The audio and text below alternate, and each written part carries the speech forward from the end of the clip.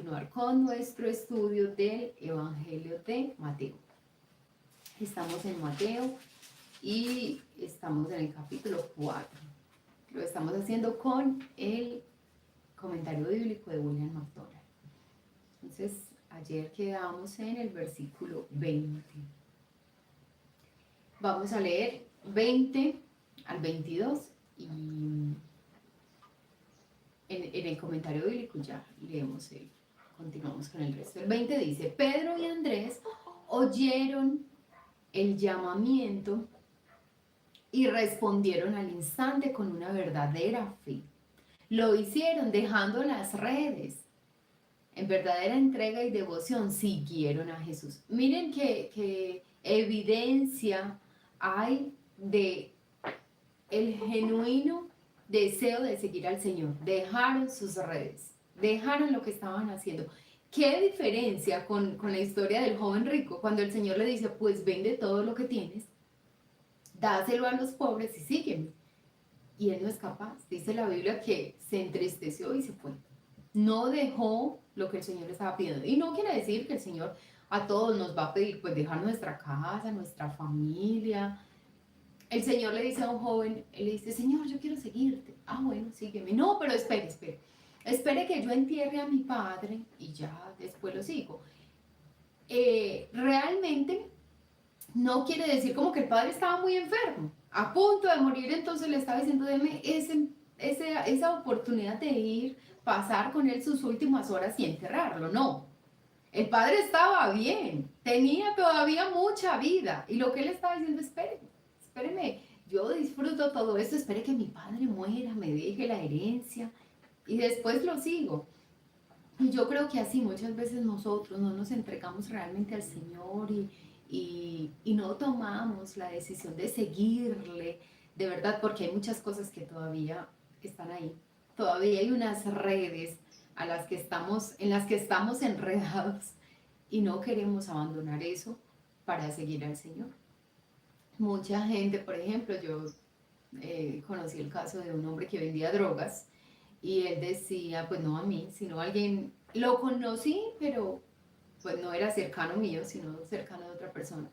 Y él le decía: no, yo sí voy a dejar esto, claro, pero yo estoy esperando conseguir más dinero y montar algunas empresas, algunos negocios, hacer algunas cosas con ese dinero para ya asegurarlo, pues, y después me salgo. No puede seguir al Señor porque Él está tras eso. Y tras eso no es lo que tú y yo debemos estar, es tras el Señor. Tú y yo no sabemos si hoy partimos de este mundo. Él cómo está seguro que va a tener oportunidad de crear más negocios, de crear más empresas y no va a morir y va a partir a una eternidad sin el Señor? Nadie puede estar seguro de eso. Entonces este es el momento, por eso dice la Biblia: hoy es el día de la salvación. Es hoy. Dios hoy te está dando la oportunidad de arrepentirte de tus pecados, aceptarle como Señor y Salvador y seguirlo. Hoy es el día. Versículo 21-22. El llamamiento vino a continuación a Jacobo y Juan.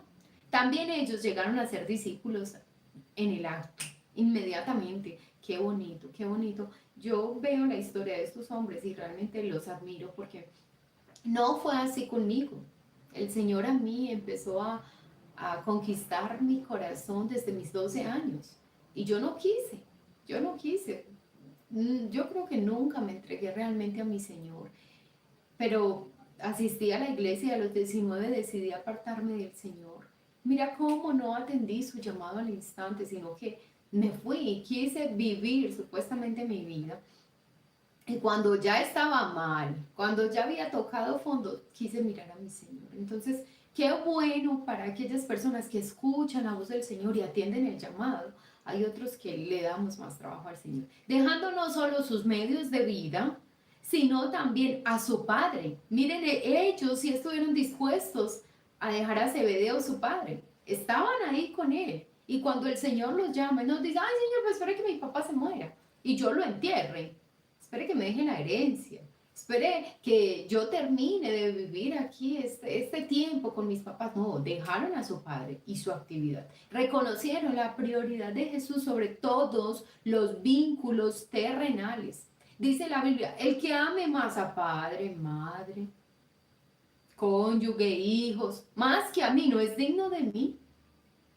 Quien no esté dispuesto, y no quiere decir el Señor que tú debes dejar a toda tu familia, pero si alguien de tu familia te pone a elegir es él o yo, tú y yo siempre deberíamos elegirlo a él.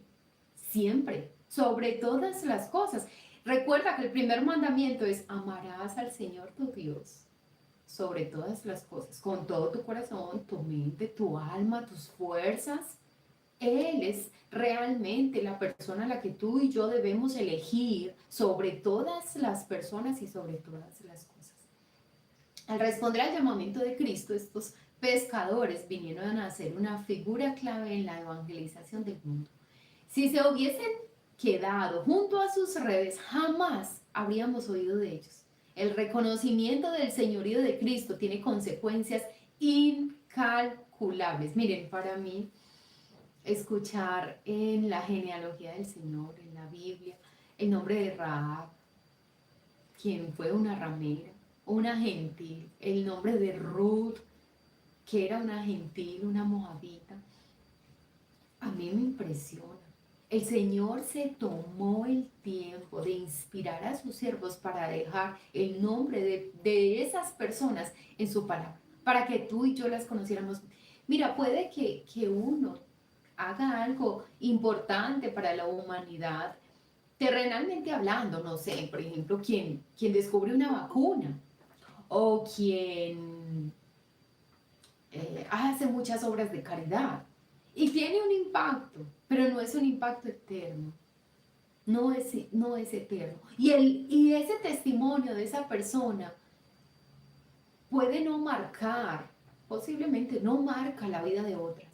Uno la mira, ay, qué bonito, mira, hizo cosas muy buenas, pero no es, generalmente no es como que te inspire y cambia tu vida. Estas personas que tuvieron un impacto en el mundo y las vemos registradas en la palabra del Señor, sí son testimonios que nos inspiran. Por ejemplo, para mí, cuando yo llegué a mi Señor, para mí ver la historia de Rahab fue mi inspiración. Yo pensaba, Señor, si tú la miraste a ella siendo gentil, porque en ese tiempo pues se suponía la salvación era solo para judíos. Eso creían los judíos y el resto del mundo. Pero yo pensaba, Señor, si tú la miraste a ella siendo gentil, si la miraste a ella siendo una prostituta, tú me puedes mirar a mí. O sea, hay oportunidad para mí. Y qué bueno que un día, no sé, el Señor tiene un libro escribiendo toda tu historia y mi historia y algo hagamos tú y yo para el Señor que impacte el mundo. El mundo quiere decir otra persona, no estoy hablando del mundo entero. Puede que no lleguemos a muchos países, pero impactar el mundo de otra persona, impactar la vida de alguien, impactar su familia. La persona que te habló del Señor generó un impacto en ti y lo va a hacer en tu descendencia, porque a través de ti, tu descendencia puede llegar al Señor. Entonces mira cómo podemos impactar la vida de otros por la gracia y el favor de nuestro amado Señor. Versículo 23 al 25. Vamos a leerlo en la Biblia y ya lo desarrollamos. Capítulo 4 del Evangelio de Mateo, versículo 23 al 25. Y recorrió Jesús toda Galilea, enseñando en las sinagogas de ellos y predicando el Evangelio del reino y sanando toda enfermedad y toda dolencia en el pueblo. Y se difundió su fama por toda Siria y le trajeron todos los que tenían dolencias, los afligidos por diversas enfermedades y tormentos, los endemoniados, lunáticos, paralíticos, y los sanó. Y le siguió mucha gente de Galilea, de Decápolis, de Jerusalén, de Judea y del otro lado del Jordán. Vamos a desarrollarlo. El Señor Jesús ejerció un triple ministerio. Enseñaba la palabra de Dios en las sinagogas, predicando el evangelio del reino y sanaba a los enfermos. Uno de los propósitos de los milagros de sanidad era autenticar su persona y ministerio. Los capítulos 5 y 7 constituyen un ejemplo de su ministerio de enseñanza y los capítulos 8 y 9 describen sus milagros. Yo creo que todavía estamos en el deber de orar por los enfermos. Y podemos hacerlo, tenemos la posibilidad de hacerlo, de orar por los enfermos, de pedir al Señor un milagro financiero, un milagro de salud, claro que sí, yo creo y aquí en el grupo lo hemos hecho, pero tú y yo no debemos ir tras eso, porque esos milagros que el Señor hacía, miren lo que dice William, era para autenticar su persona y ministerio. Sus obras hablaban de su poder. Entonces no es lo que tú y yo tenemos que perseguir, el don de sanidad, el don de milagros, no. Lo que tú y yo tenemos que hacer es tener una relación con el Señor y predicar su palabra, porque cuando Él nos encomendó la gran comisión, nos dijo, vayan por el mundo y hagan milagros, sanen a los enfermos, no. Él lo que dijo es, vayan por todo el mundo y prediquen la palabra, prediquen el evangelio. Esa es la gran comisión de Mateo 28. Ir y predicar el evangelio. Vamos a buscarlo y a leer. Mateo.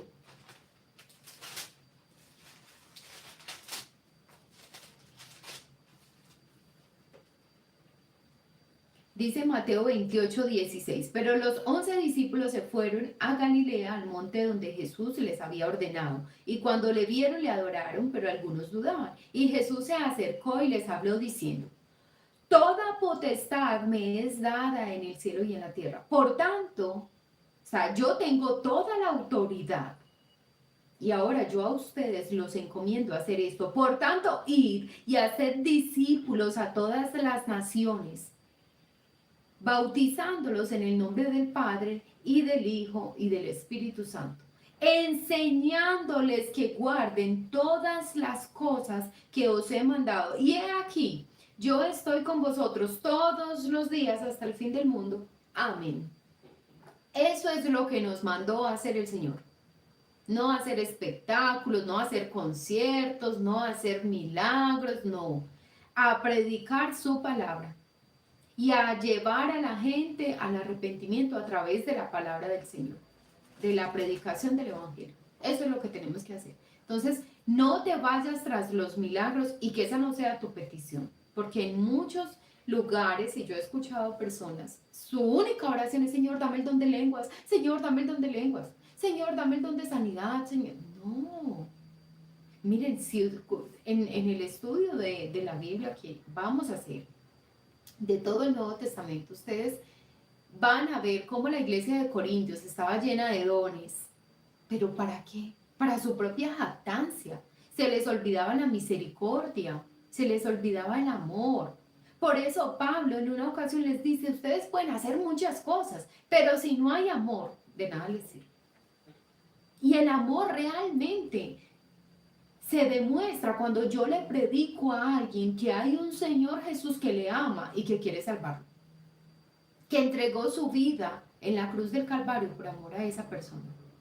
Porque puede que yo le ore por esa persona y esa persona se sane, pero sana se va al infierno. Con su cuerpo sano se va al infierno. Entonces tú de verdad crees que la muestra del amor es más sanar su cuerpo que sanar su alma. Que su alma se vaya al infierno no es verdadero amor. El verdadero problema es la salvación de esa persona. Es que sea salvo. La sanidad será una añadidura. Versículo 23. El versículo 23 contiene el primer uso de la palabra evangelio en el Nuevo Testamento. El término significa buenas nuevas de salvación. Eso es el evangelio. Cuando aquí hablemos de evangelio, tú lo leas en la Biblia o escuches a alguien hablar de evangelio, está diciendo, ve y da las buenas noticias, las buenas nuevas de salvación. Una buena noticia, tú te vas a ir al infierno. Pero hay alguien que murió por ti en la cruz del Calvario y pagó por ti la deuda. Y ahora tienes la oportunidad de ser salvo. Acepta ese sacrificio del Señor Jesús y sé salvo. Y que a través de ti muchos sean salvos. Sé la puerta para que en tu casa sean salvos, sé la puerta para que tus amigos sean salvos. Entonces eso significa evangelio, buenas nuevas de salvación, son las buenas noticias. Eso es una excelente noticia, que nuestro Señor Jesús murió por nosotros y resucitó, y es a través de eso que podemos ser salvos. En todas las eras de la historia del mundo ha habido solo un evangelio, solo un camino de salvación. Mira qué importante esto, solo hay un camino, solo hay un evangelio. Pablo le dice un día a una de las iglesias, si viene alguien a predicar otro evangelio, no es como que hayan varios, no, es un evangelio diferente, solo hay uno verdadero. Cristo Jesús vino a esta tierra, tomó forma de hombre, vivió entre nosotros, murió, resucitó al tercer día, ahora está sentado a la diestra del Padre y quiere salvarnos. Ese es el evangelio. Si alguien viene a predicar otra cosa, sea anatema, decía Pablo, sea maldito el que viene a predicar otro evangelio, porque está alterando la palabra del Señor. Vamos a ver el estudio que hace William, como un pequeño estudio sobre esta palabra, el evangelio. El evangelio se origina en la gracia de Dios, como dice Efesios 2:8. Vamos a leer Efesios 2:8. Tú y yo no nos podemos cansar de escuchar esa gente. Si siempre dice que el evangelio, o siempre dice que el Señor Jesús vino, murió. Eso no nos puede cansar de escuchar, porque eso es lo que nos hizo salvos. Eso es lo que nos salva. Efesios 2:8. Porque por gracia sois salvos. Yo quiero subrayar eso. Porque por gracia sois salvos. Esto es muy importante. Bueno, voy a terminar de leerlo. Porque por gracia sois salvos por medio de la fe. Y eso no de nosotros, no de vosotros, pues es don de Dios, no por obras para que nadie se gloríe. No por lo que tú y yo hagamos somos salvos. Las veces que vayamos a la iglesia, o los mercados que regalemos, o los enfermos que visitemos, o los que están en una cárcel que visitemos, no, nada de eso te hace salvo, ninguna obra. Y el Señor diseñó eso, lo eligió así para que nadie tenga de qué jactarse. Es que yo hice más que tú. Es que yo soy mejor que tú. Nadie tiene de qué jactarse. Es un don de Dios, y un don es un regalo inmerecido. Eso es la salvación. Si fuera por obras, ninguna obra buena que tú y yo hagamos puede compensar o equilibrar la balanza contra todas nuestras obras malas. Ninguna. Entonces, gracias al Señor es por eso. El evangelio se origina por la gracia del Señor, por ese don, por ese regalo inmerecido. Ahí se origina. No porque el hombre, el ser humano fue muy bueno y el Señor se compadeció. Y no, es que si es bueno, no. Éramos malos todos. Esto significa que Dios da la vida eterna gratuitamente a personas pecaminosas que no se lo merecen. Obviamente, nos da la vida eterna es después de que tú y yo reconocemos que hemos sido pecadores, nos arrepentimos de nuestro pecado y le decimos al Señor Jesús que venga y gobierne nuestra vida de ahora en adelante, que nos ayude a vivir para Él. Sin merecerlo, Él nos regala esa salvación. O sea, lo único que tú y yo hacemos es aceptar al Señor Jesús, aceptar sus méritos. Por los méritos de Cristo somos salvos. La base del evangelio es la obra de Cristo en la cruz. Esa es la base del evangelio. Mira lo que dice primera, no sé si es Colosenses o Corintios. Vamos a ver si es Corintios. Además, 1 Corintios 15, 1 al 4. Además, os declaro, hermanos, el evangelio que os he predicado, el cual también recibisteis, en el cual también perseveráis, por el cual asimismo, si retenéis la palabra que os he predicado, sois salvos, si no creísteis en vano. Porque primeramente os he enseñado lo que asimismo recibí, que Cristo murió por nuestros pecados conforme a las Escrituras, y que fue sepultado y que resucitó al tercer día conforme a las Escrituras. Qué pasaje tan hermoso.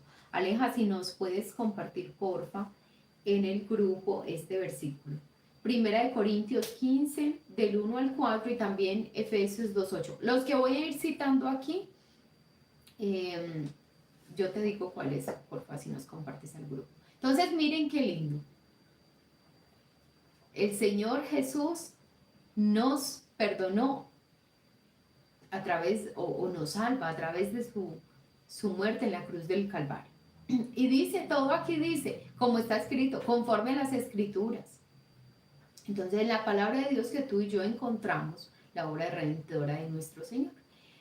Los creyentes del Antiguo Testamento eran salvados mediante la obra de Cristo, aunque fuese aún futura. Ellos probablemente no sabían mucho acerca del Mesías, pero Dios sí lo sabía. E imputó el valor de la obra de Cristo a la cuenta de ellos. En un sentido, fueron salvados a crédito. También nosotros somos salvados por medio de la obra de Cristo, pero en nuestro caso la obra ya ha sido consumada. Ellos, bueno, más de eso para ellos. Yo realmente no entiendo cómo ahora no creemos en la obra del Señor Jesús. Mucha gente no cree, y yo lo digo, no creemos es porque mucho tiempo no lo creí. Si ya tenemos la palabra del Señor, si la historia misma lo cuenta. La tumba, ¿se acuerdan la canción que les citaba esta semana? La tumba de Mahoma, en la tumba de Mahoma están los huesos de Mahoma. En la tumba de Buda están los huesos de Buda. La tumba de Cristo está vacía. La gente va a Israel a ver la tumba de Cristo. ¿Qué van a ver si está vacía? La historia misma cuenta cómo nuestro Señor Jesús resucitó. Entonces, para nosotros sería más fácil creer, debería ser más fácil creer que para ellos. Mira lo que dice el escritor, él lo cita como esos cristianos del Antiguo Testamento no habían visto la obra consumada de Cristo, ni siquiera lo comprendían muy bien, lo del Mesías. Fueron salvados a crédito. Tú y yo ya vimos la obra consumada.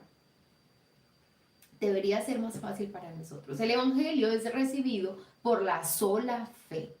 Solo por la fe podemos recibir el Evangelio, como decía Efesios 2:8. En el Antiguo Testamento las personas eran salvadas al creer aquello que Dios les hubiese anunciado. En esta época las personas son salvadas al creer el testimonio de Dios acerca de su Hijo como el único camino al Salvador.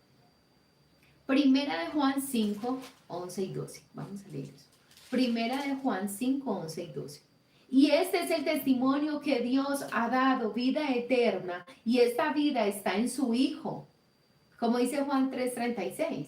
El que tiene al Hijo tiene la vida. El que no tiene al Hijo de Dios no tiene la vida. Estos versículos están impresionantes. La meta última del Evangelio es el cielo. Esa es la meta. Eso es lo que tú y yo estamos buscando. Cuando aceptamos el Evangelio, poder ser salvos, ¿cierto? Ser salvos, saber, tener la seguridad de que un día vamos a partir de este mundo y vamos a ir a una eternidad con nuestro Señor. Vamos a ir a su encuentro. Pero también al predicar es que la gente sea salva. Que la gente se arrepienta de su pecado al presentarle a otros el Evangelio. Es que el deseo nuestro debe ser que ese también sea salvo. Tenemos la esperanza de la eternidad en el cielo. Al igual que sucedía con los santos del Antiguo Testamento, ¿cierto? Era igual. Ellos creían con esa esperanza de que un día iban a ser salvos, así mismo en ese tiempo. Aunque hay un solo evangelio, hay diferentes rasgos del evangelio en diferentes épocas. Por ejemplo, hay un énfasis diferente entre el evangelio del reino y el evangelio de la gracia de Dios. El evangelio del reino dice, arrepentíos y recibid al Mesías. Entonces entraréis en su reino cuando sea establecido sobre la tierra. Y el evangelio de la gracia dice, arrepentíos y recibid a Cristo. Entonces seréis tomados arriba para encontrarnos con Él y estar con Él para siempre. Amén. Yo digo amén a eso. Y si tú crees eso, dile amén, Señor. Yo sé que un día tú me vas a arrebatar. O voy a resucitar de entre los muertos. Si ya he partido de este mundo, voy a resucitar de entre los muertos. Y si no he partido, tú me vas a arrebatar de este mundo. ¿Saben? El hermano Josué es un misionero de Estados Unidos, estaba predicando el domingo y yo lo había escuchado por hace tiempo y había olvidado. ¿Saben qué significa? Uno de los significados de arrebatamiento, robo. Arrebato también significa robo, es uno de sus significados. Eso va a ser nuestro Señor Jesús con su iglesia, la va a robar de este mundo. Se la va a llevar y la gente va a decir, pero ¿dónde están los cristianos? Claro, como creían tanta bobada y estaban tan locos, se los llevaron los aliens. Eso van a decir de ti y de mí. El Señor nos va a robar de este mundo, porque somos suyos. Él nos va a sacar de este mundo. Le pertenecemos. Este mundo se va a quedar sin nosotros. ¿Y sabes cuál es el problema? Que tú y yo, dice la Biblia, somos la sal del mundo. ¿Tú te imaginas una comida sin sal? ¿Cómo sabe? ¿Cómo va a quedar este mundo después de que la sal del mundo salga de acá? Sin sazón. Fundamentalmente son el mismo evangelio, salvación por la gracia, por medio de la fe, pero muestran que hay diferentes administraciones del evangelio en conformidad a los propósitos dispensacionales de Dios, a los tiempos, ¿cierto? ¿Cómo obra Dios en cada tiempo de una forma diferente? Cuando Jesús predicaba el Evangelio del Reino, estaba anunciando su venida como Rey de los judíos y explicando los términos de admisión a su reino. Sus milagros exhibían la naturaleza sana del reino. Cuando estuvimos en Puerto Nare la semana pasada, Olguita dio una enseñanza muy linda acerca de la cultura del reino. Y miren lo que está diciendo aquí William. Son algunos términos de admisión a su reino. Hay algunos términos, hay algunas condiciones para que tú y yo podamos ser admitidos en ese reino. Y es aceptar a nuestro Señor Jesús como Señor y Salvador. Creer que Él dio su vida por ti y por mí en esa cruz del Calvario. Que murió, que al tercer día resucitó. Siempre que tú y yo hablemos de la muerte de nuestro Señor Jesús, tenemos que hablar de su resurrección. Por eso cuando yo te digo el Señor Jesús murió, pero siempre cito después y resucitó, es que tiene que hacerse, porque Él no solo murió, de un hombre uno puede decir, ay, sí se murió, ya, ahí quedó, pero el Señor Jesús siempre tenemos que, Él murió, pero resucitó al tercer día. Entonces, la admisión a ese reino se hace a través de eso, de que tú y yo creamos que Cristo Jesús vino a esta tierra, murió por nosotros, por nuestros pecados, pagó nuestra culpa, al tercer día resucitó y ascendió a los cielos. Tú y yo debemos creer eso para poder ser admitidos en ese reino. Pero después de estar en ese reino, hay una cultura. Hay algo que tú y yo debemos empezar a hacer para demostrar que pertenecemos a ese reino. Ya no es para ser salvos, ya no es para ser admitidos en ese reino, sino para mostrar, evidenciar que somos miembros de ese reino. Y son nuestros frutos. Por eso dice la Biblia, por sus frutos los conoceréis. Por la forma en la que tú y yo hablemos, pensemos, hablemos, actuemos, es que vamos a demostrarle a la gente que ahora pertenecemos a un reino de Dios, al reino de Dios, que ahora tenemos una vida diferente, que ahora hemos sido salvos. Vamos al capítulo 5 y al capítulo 7, pero vamos a leer como una introducción que hace William a estos capítulos. No es accidente que el Sermón del Monte esté situado casi al comienzo del Nuevo Testamento. Su posición indica su importancia. En él, el rey sumariza el carácter y la conducta que se espera de sus súbditos. Yo quiero leer el significado de esta palabra. Instruir un proceso penal o algo a alguien. Instruir, bueno. Entonces, sumarizar, o ¿cómo dice el texto? Sumarizar. El rey sumariza el carácter, entonces como que instruye, ¿cierto? Instruye algo a alguien. Entonces el Señor, parafraseando, es el Señor instruye el carácter y la conducta que se espera de sus súbditos. Eso significa sumarizar. Perfecto. Entonces, aquí dice, eh, y yo creo que es lo que estábamos hablando de la enseñanza que dio Olguita, de la cultura del reino. ¿Qué hace el Señor después de que nos salva? Entonces nos da unas instrucciones, nos sumariza cuál es el carácter que Él espera que tú y yo tengamos dentro de este reino, la conducta que espera que cada uno de sus súbditos tenga. Este sermón no es una presentación del plan de salvación. El sermón del monte no es para que la gente sea salva, es ya para los creyentes, los que hemos creído cómo debemos comportarnos. Ni su enseñanza se dirige a personas inconversas, fue dirigido a los discípulos. Y su intención era ser la constitución o sistema de leyes y principios que debía gobernar a los súbditos del rey durante su reinado. Ay, qué hermoso. Si el Señor reina en tu vida y en mi vida, esto es lo que Él espera de nosotros, lo que vamos a leer. Perdón. Se dirigía a todos. Entonces, en nuestro presente y en el futuro que reconocen a Cristo como Rey, deberíamos comportarnos como Él solicita, ¿cierto? Como Él lo pide, como Él lo demanda. Cuando Cristo estaba en la tierra, era de aplicación directa a sus discípulos. Ahora, mientras nuestro Señor reina en el cielo, es de aplicación a todos los que le coronan rey en sus corazones. Obviamente, en ese momento el Señor se lo da a los discípulos que ahí están presentes con Él. Pero cuando el Señor ya parte, lo deja como instituido. Mira, es como cuando tú vas a una empresa, empiezas a laborar en una empresa, te dan un manual, ¿cierto? Ay, mira, este es, ¿cómo se le llama? El manual de convivencia, como unos estatutos de la empresa. Lo mismo en el colegio o en la universidad, siempre te dan como un manual. Mira, estos son nuestras normas, nuestros deberes, nuestros derechos. Así, en un país son diferentes las normas de tránsito, son diferentes las leyes. Entonces, lo mismo en el reino de nuestro Señor. Y Él nos dejó esos códigos de conducta. ¿En dónde? En su palabra. Disponibles para todos.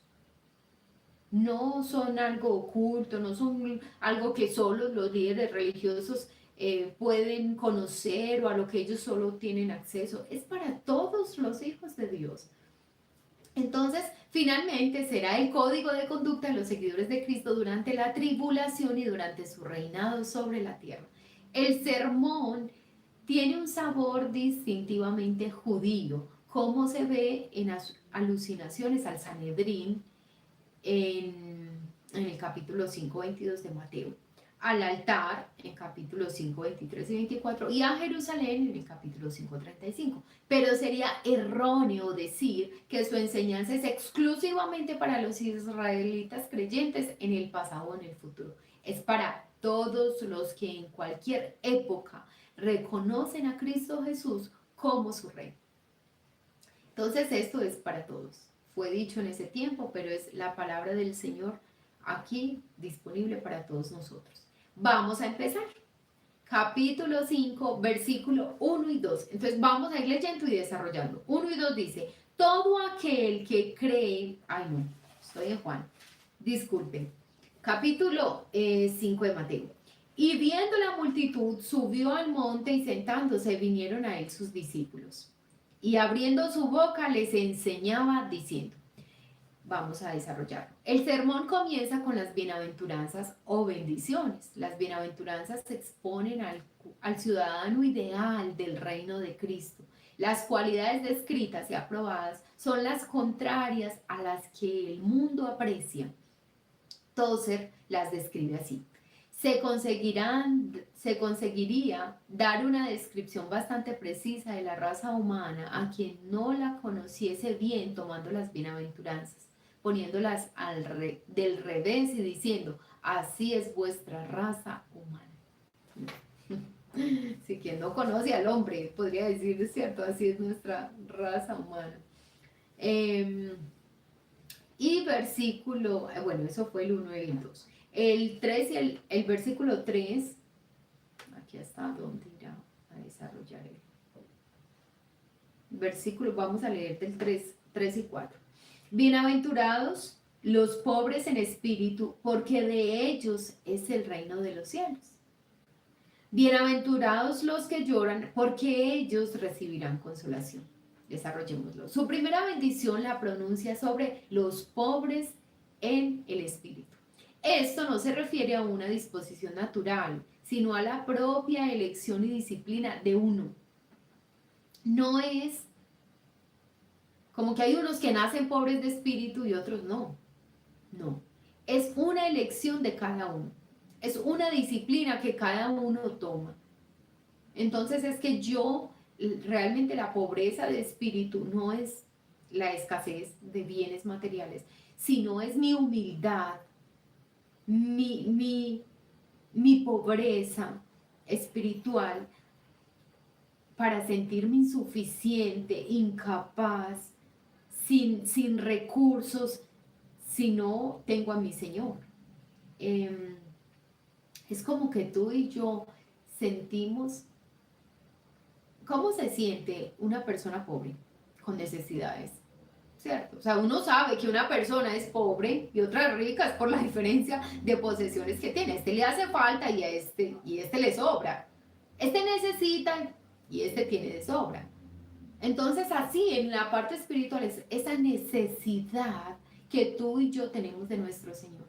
Esa necesidad para que nos enseñe a criar a los hijos, a ser mujeres virtuosas, cuidadoras de su hogar, buenas esposas, buenas mamás, buenas administradoras.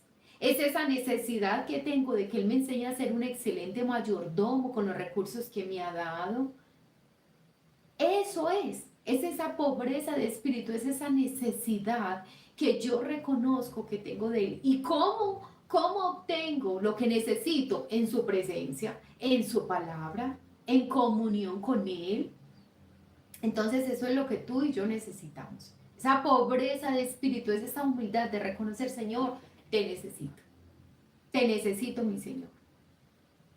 ¿Quién cree que es muy bueno, siente que no necesita, pero ¿para qué? No, es que yo no mato, yo no robo, yo nunca le he sido infiel a mi esposa, yo no necesito al Señor. O bueno, pues sí lo necesito, pero no tanto como otros, no. Tú y yo lo necesitamos. Es reconocer esa necesidad. Los pobres en el espíritu son los que reconocen su propia impotencia y recurren a la omnipotencia de Dios. Sienten su necesidad espiritual y encuentran que el Señor la satisface. El reino de los cielos, donde de nada vale la propia suficiencia y donde la propia exaltación es un vicio y pertenece a tales personas. Entonces, el reino de los cielos, al reino de los cielos entran esos que reconocen su necesidad y no los que buscan su propia exaltación o que son suficientes. Ellos son suficientes para todo. No, tú y yo reconocemos que somos insuficientes y que necesitamos a nuestro Señor. Vamos a dejarlo ahí para que oremos por las peticiones. Muchas gracias por estar acá. Dios te bendiga. Te deseo un excelente día y nos vemos mañana con la ayuda del Señor.